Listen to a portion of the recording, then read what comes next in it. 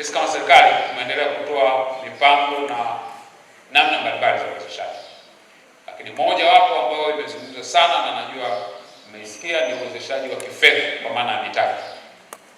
Mheshimiwa Rais aliahidi ndani ya siku 100 za kwanza atatenga fedha shilingi bilioni 200 kwa ajili ya kuhakikisha vijana na wanawake wamewezeshwa mitaji hasa katika maeneo ya biashara ambazo ni changa na biashara ambazo zinakuwa.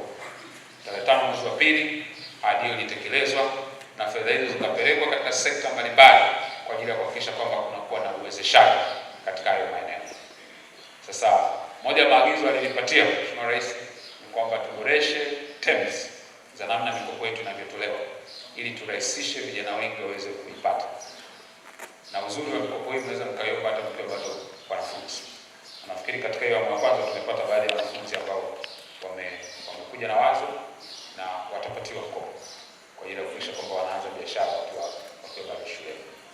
Sasa tumeboresha baadhi ya mambo, mojawapo tumeboresha kwenye eneo la uombaji wa mkopo. Kwamba sasa mchakato umerahisishwa. Badala ya kupita kwenye milolongo mingi, unaweza kuomba moja kwa moja kupitia wizara na kupata mkopo. Natumia email na sasa tuko kwenye harakati ya kujenga mfumo kwa kutoka kuna mfumo maalum ambao unaingia, unajaza details zako, unaweza kuomba mkopo moja kwa moja. Kwa uhitaji kwenda halmashauri, uhitaji kwenda mahali pengine. Lakini la pili tumeboresha, unaweza kuomba mtu binafsi au kuomba kikundi au kuomba kampuni kulingana na unavyoamua. Kwa naomba nichukue nafasi hii kuendelea kuhakikishia kupitia majukwaa haya ambayo tumeyazindua katika mikoa mbalimbali, tutaendelea kuwa sehemu ya kupata taarifa za msingi na za muhimu. Na leo ziko taasisi nyingi hapa zitatueleza fursa mbalimbali ambazo zinapatikana, na nyie kama vijana, wito wangu ni kuchukua nafasi na kujaribu kufanya.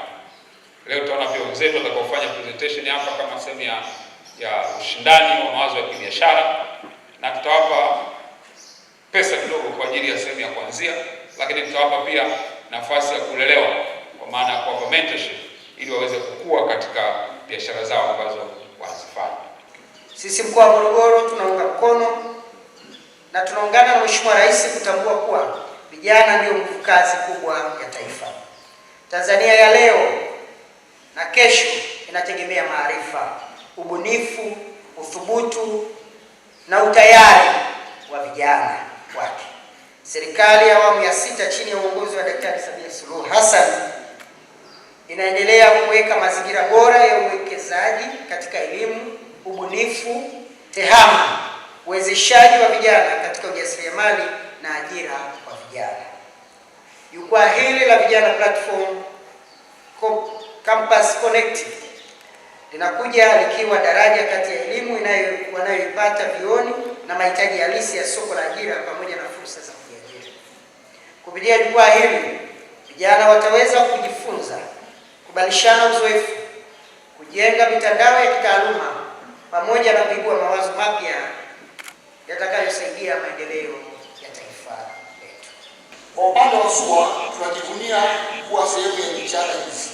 Tunaamini kuwa vijana wana nafasi kubwa ya kubadilisha Tanzania kupitia uchumi wa uzalishaji.